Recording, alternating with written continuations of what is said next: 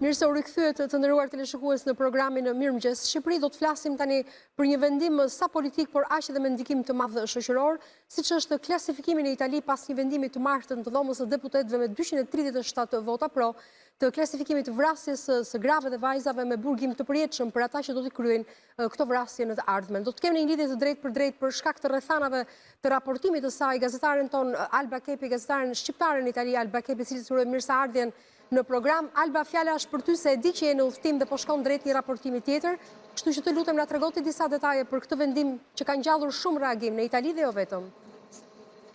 Patjetër, është një moment historik, një vendim i marrë vitën e botërore, pra me 25 nëntor, vitën botërore për eliminimin e dhunës ndaj grave, i marrë në unanimitet nga Dhoma e Deputetëve në Parlamentin Italian.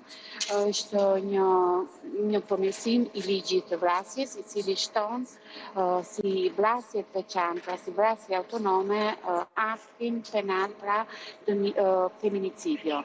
Është hera e parë që ndodh, është një moment historik, pasi feminicidio në këtë kod të ri penal do të konsiderohet vrasja nga një gruaje për diskriminim gjinor, për kontrolluar atë, për të kontrolluar dhe të privuar lirit dhe të drejtat e saj. Po ashtu, kjo risi shton dhe përforcon ato që ne quajmë këtu kodi i kuq, që është një tjetër pjesë e rëndësishme e kodit penal, që forcon masat ndaj grave, cilat denoncojnë dhunën në familje. Padyshim, ky event kaq historik është përshëndetur nga gjithë politika italiane, pasi siç thash, vota ka qenë unanime, është përshëndetur nga vetë kryeministri Giorgia Meloni dhe çon në dënim të përjetshëm çdo që vret një grua për motive gjinore, për motive urrejtje dhe për motive të kontrollit dhe privimit të lirive dhe të drejtave të saj. Prandaj dhe gjesti simbolik i aprovimit të këtij neni shtesë të kodit penal, ku feminicidio konsiderohet një krim autonom i ndarë nga krimi general i përgjithshëm i vrasjes, u bë simbolikisht ditën botërore të eliminimit të dhunës ndaj grave.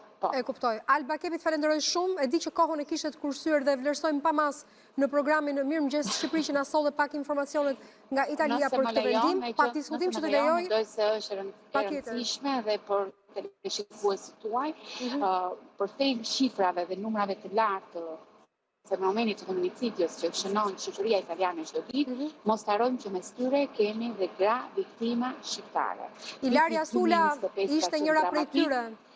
Ilaria Sulën, kujtojmë Gentiana Hudron, nëna e 3 fëmijëve, janë ngjarje absolutisht dramatike që i shtohen këtij fenomeni dhe kësaj dhune agresiviteti që ka marrë shoqëria italiane. Dhe mos harrojmë që pas çdo feminicidio, viktimat të pafajshme janë jetimët. Janë ata fëmijët e çifteve të cilët mbeten jo vetëm pa nënë, po mbeten dhe pa prindër, mbeten dhe të shtatruar në jetën e tyre. Kanë trauma të shumëfishta.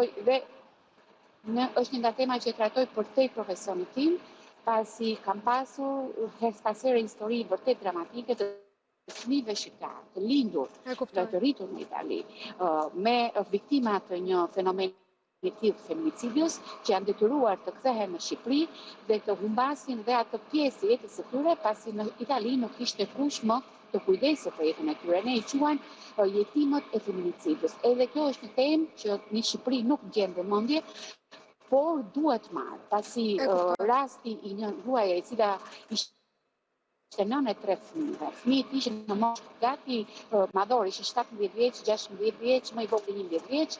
Në Itali nuk kishte kush t'i mbante. Ligji italian, ne po përpiqemi edhe me aktivizmin tim si grua për të forcuar dhe ndihmën ekonomike të këtyre jetimëve të feminicidios, por është vërtet dhe ata detyrohen të rikthehen në vendin origjinës, detyrohen të rinisin një jetë të re, pa pasur misin e tyre, pa pasur gjithçka që ata kanë kryer gjatë jetës që kanë lindur dhe jetuar në Itali.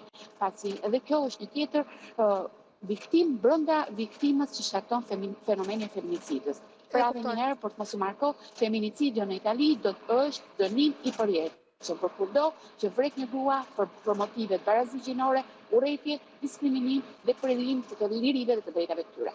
Unë falenderoj Sonilat, mora pak Faleminderit Alba dhe unë të uroj ditë të mbarë dhe rrugë të mbarë ati ku je nisur për të shkuar në raportimin e lajmeve të tua dhe gjithashtu gëzuar nesër festën e pavarësisë dhe të flamurit. Dhe do të kthehemi gëzuar gjithë shqiptarëve, putë mbarë dhe juve. Faleminderit Alba shumë për këtë kontribut të çmuar që dhe ndërsa kthehemi në studio të nderuar teleshikues për të vazhduar bisedën këtu me avokatin Alban Dura, i cilin e kam gjithashtu në studio të ftuar. Mirëmëngjes, mirë se erdha avokat. Për të marrë shkas pikërisht nga ky lajm, sepse të martën, siç e tha dhe Alba dhe tham dhe në hyrjet e emisionit, me vendim të Parlamentit të Dhomës së Ulët të Parlamentit Evropian, 237 deputeti tham po vendosjes së feminicidit në kodin penal të barazvlefshëm me dënimin me vrasjen me paramendim, pa të drejtën e lirimit me kusht dhe me burgim të përjetshëm për të gjithë ata, siç shpjegoi Alba, që do të kryejnë vrasje të tilla, sepse vetëm gjatë vitit 2025 Italia numëron rreth 70 raste të vrasjes së vajzave dhe grave, mes tyre për fat të keq edhe shqiptarja Ilaria Sula, studentja 22 vjeçare, e cila u gjet e vrarë, trupi i saj u gjet brenda një valixheje. Ku është Shqipëria, avokat? A mund të marrë Shqipëria shembull për shkak të numrit të madh të rasteve që ka të dhunës ndaj vajzave dhe grave me bazë gjinore, urrëtie? Tani, për sa i përket legjislacionit tonë, ne edhe në kuadër të parafrimit të legjislacionit me Bashkimin Evropian, ne kemi qenë gjithmonë paralel, pra kemi ecur edhe për shkak të procesit të integrimit, por edhe për shkak të rrethanave që ka ndodhur në shoqërinë tonë, në shoqërinë shqiptare, natyrisht edhe me kodin e ri, draft kodin e ri penal, ka njësër përmirësimesh për sa i përket edhe këtyre rasteve. Aktualisht, me parashikimet ligjore të kodit penal dhe konkretisht neni 79.c e tij, vrasjet të cilat ndodhin për shkaqe familjare, ligji e ka përcaktuar minimumi nga 20 deri në burgim të përjetshëm. Dhe kur vjen puna tek masa e dënimit, pra gjykata dhe prokuroria, e cila ndjek procesin penal, bën hetimin dhe shikon rrethana se si ka ndodhur kjo vrasje, i kërkon gjykatës masën e dënimit për autorin e kësaj vepre penale. Dhe natyrisht që në momentin që kemi të bëjmë me një vrasje me dashje, patjetër që vendimarrja e gjykatës është me burgim të përjetshëm. Lidhur me këto vepra, ne nuk mund të zbresim, pra gjykimi i shkurtuar nuk mund të zbresim nën 35 vite burg.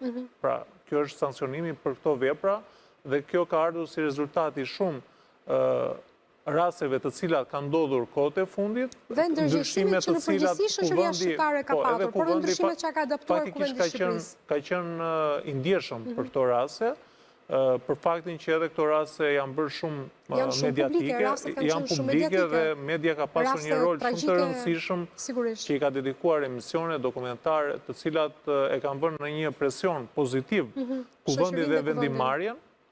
Natyrisht dhe një punë kanë bërë edhe shoqëria civile, por paruar edhe organizatat jo fitimprurse, të cilat për hir të së vërtetës ka një numër të konsiderueshëm të tyre, të cilat kanë projekte dhe janë të interesuar që të lobojnë dhe të kryejnë qoftë protesta, por le të themi një presion pozitiv për vendimarrësit. Dhe ne kemi ecur lidhur me këtë proces. Mendoj që ne kemi të rregulluar këtë pjesë, sepse edhe ndryshimi me këtë që ndoqëm nga zonja Alba, kuptuam që aty kemi të bëjmë vetëm me ato raste të cilat kanë të bëjmë me vrasje me dashje. Me dashje dhe me origjinë gjinore, me origjinë të urrëties dhe grave, dhe ja të ndihmoj pak me statistikat. Në vitin 2024 në Republikën Italiane, 62 gra janë vrarë nga partneri ose ish partneri. Kështu raporton agjencia e lajmeve ANSA, 37 nga të afërmit të tyre, 7 janë vrarë nga miqt ose rrethit të njohurve të tyre dhe 4 gra janë vrarë nga të huajt ose nga persona të panjohur. Pra numri në Itali në një vend kaq të zhvilluar të Bashkimit Evropian ka qenë shumë i lartë gjatë vitit të 2024, të thash edhe gjatë vitit 2025, ANSA raporton për rreth 70 raste të vrasjes së grave për shkak se janë gra dhe me origjinë gjinore, me origjinë të urrëties dhe të konfliktit brenda çiftit. Pra të papërfshira gratë në rrethana të tjera penale. Nuk mendoj që kjo ka ardhur për shkak se ato janë gra, kam një mendim disi ndryshe për faktin sepse kemi edhe raste kur edhe bashortët, por këto janë të zhvilluara në vendet e Bashkimit Evropian, nuk e di rastin e Italisë, por një problem i madh për shembull në vendet e Bashkimit Evropian është sepse ka bashortë të cilët vrasin bashortët e tyre për shkaqe sepse ata kanë një policë sigurimi të jetës dhe kanë përfitime financiare të cilat i kanë shtyrë këto femra apo gratë që të vrasin bashkëshortet e tyre, ose mund të kenë biznes për shkaqe trashëgimie e tjera me radhë.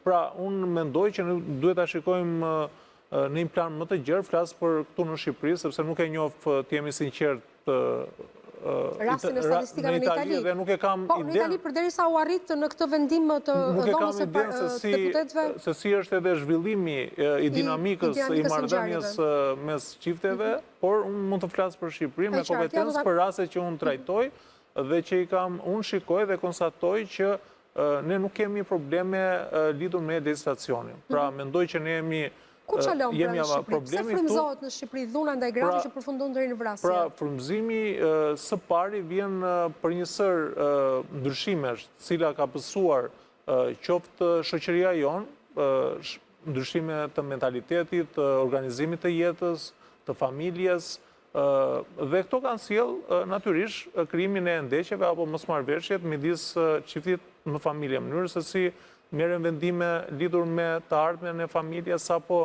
mbarvajtjen e saj, dhe këto kanë sjellë konflikte të cilat unë mendoj që nëse ne do kishim institucione, duke filluar që nga shërbimi social, i cili ka një rol parësor dhe kryesor lidhur me shërshimin dhe me zgjidhjen e konflikteve familjare,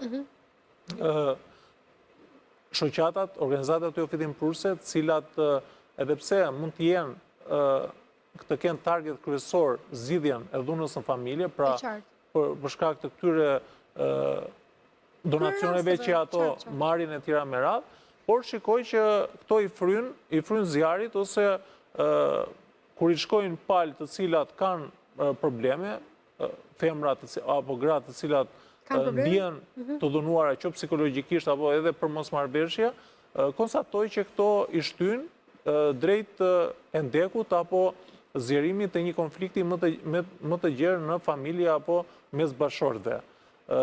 Mendoj që duhet institucionet të kryejnë një kontroll mbi këto organizata jo fitimprurse, të cilat përdorin këto raste, të cilat janë raste familjare dhe raste të cilat duhet që t'i asistojnë me zgjidhje dhe nuk duhet që ne të shkojmë qoftë edhe për një mosmarrveshje të vogël dhe të shkojmë drejt kallëzimeve penale, qoftë për urdhër mbrojtje, por edhe për kallëzime të cilat janë të parashikuara edhe në kodin penal për sa i përket dhunës psikologjike, kjo ka agravuar gjithë marrëdhënien në çift. E qartë, ja, për shembull, të marrim rastin. Ka nxirur konflikte që pastaj përshkallëzohen për te çiftit, marrin për masa të tjera dhe ka raste shkojnë drejt divorcit dhe pastaj traumat janë të shumëfishta në vazhdimsi dhe përfshihen shumë aktorë.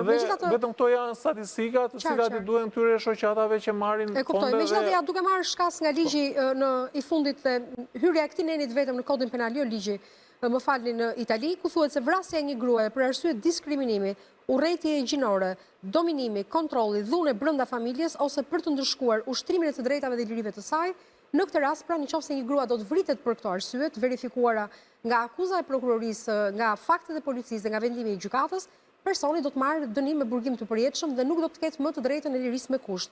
Dhe ne po flasim, a mundet ky nen i tillë të adaptohet dhe në Shqipëri në legjislacionin shqiptar? Patjetër, në momentin që jepet një vendimarrje, patjetër që këto janë rrethana rënduese të cilat i ka parashikuar Kodi Ynë Penal. Dhe për këto raste, ligjvënësi apo gjithë praktika që ne kemi gjyqësore i jep dënim maksimal autorit. Autorit të vrasjes. Dhe në Shqipëri dënim maksimal, për shembull me burgim të përjetshëm, për vrasjen e një gruaje, me sa di kemi, me sa mbaj mend vetëm një rast, vrasjes së gjyqtares. Po, rastin e gjyqtares. Mbase raste të tjera janë në hetim, por mund të kemi edhe raste të tjera, por problemi cili qëndron? Problemi qëndron tek shumë hetime, të cilat çalojnë për shkak të shtrëmbërimit që mund të bëjë organi akuzës gjatë momentit të shtrimit të çështjes në gjykat, sepse ai e ka kompetencën, por edhe ky rast është zgjidhur sepse me ndryshimet ligjore të vitit 2018 të Kodit të Procedurës Penale i jep mundësi që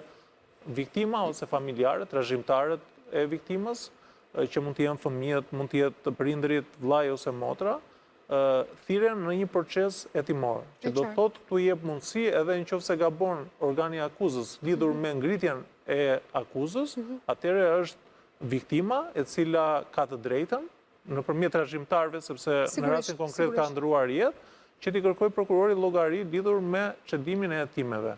Dhe ndryshimi tjetër ligjor që jep mundësi viktimës që të ketë një kualifikim më të drejtë nga ana organit të akuzës është gjyqtari paraprak, gjë që nuk ka qenë më para. Nuk ka qenë më parë, por nga hyrë për shkak të reformës së drejtësisë. Ai vendos vlerëson a janë mbledhur prova mjaftueshme? Janë mbledhur prova, ka nevojë për hetim, ka nevojë që të merren prova të tjera, ka nevojë që të merren dëshmitar dhe bën dhe kualifikimin e akuzës. Pra, nëse shikojnë që akuza nuk është ngritur në rregull nga ana e organit të akuzës, nga ana e prokurorit, i cili abuzonte shumë me pushtetin që kishte më parë, atëherë edhe ky problem është zgjidhur. Patjetër që do ishte më mirë nëse ne do të kishim prokuror të ndërgjegjshëm, pra nuk dua që të paragjykoj. Jo, pa paragjykuar asnjë palë, por procesi është kompleks. Po kemi rastin e Danudrës, që e kuptoj. Po, ai ishte një rast tipik për shembull i një njeriu të liruar nga burgu, ishte përsëritës. Dhe ai pasojë ishte fatale. Dhe vendimarrja këtu edhe gjykata ka gabuar, sepse kur kemi të bëjmë me një njerëz përsëritës, nuk mund t'i japim një dënim të lehtë, apo kodi e ka përcaktuar që në këto raste kjo është rrethan rënduese. Pra këtu ka çeduar organi i akuzës, gjykata me këtë prokurori i cili nuk ka kualifikuar dhe ka nevojë për reflektim të gjerë. Dhe kemi një sistem i cili është i kapur. Megjithatë, unë mendoj që ne nuk kemi probleme me ligjin, sesa me zbatueshmërinë e saj dhe me ndërgjegjësimin edhe zyrtarëve të cilët kanë fatet në dorë, si organi akuzës dhe gjykata. Edhe policia e cila duhet të ndërhyjë në kohë në rastet e urdhrit të mbrojtjes. Që patjetër duhet që të ndërhyjë në kohë duke i parandaluar këto raste që të mos shkojnë drejt këtij fataliteti. Dhe kjo bën atë që ne mos kemi shumë raste të tilla. Megjithatë, prap ngelet shumë për të bërë nga ana e institucioneve dhe e kuvendit lidhur me përmirësime të vazhdueshme ligjore, të cilat do t'japin mundësi që këto konflikte të zgjidhen pa shkuar në raste kaq tragjike. E kuptoj. Avokat, të falenderoj shumë që ishe sot në programin Mirëmëngjes Shqipëri për çfarë na tregove, për çfarë mund të bëjë Shqipëria në fakt, meqense jemi në 16 ditët e aktivizmit kundër dhunës ndaj grave në Shqipëri dhe në mbar botën. Megjithatë, 25 nëntori, dita që kaluam pak më herët, ishte një ditë reflektimi për të gjithë shoqërinë që nuk duhet të heshtë ndaj dhunës. Kush vret një vajzë dhe një grua ka vrarë të gjithë shoqërinë. Eci më tej të nderuar teleshikues me programin Mirëmëngjes Shqipëri. Faleminderit. Faleminderit, avokat. Faleminderit shumë.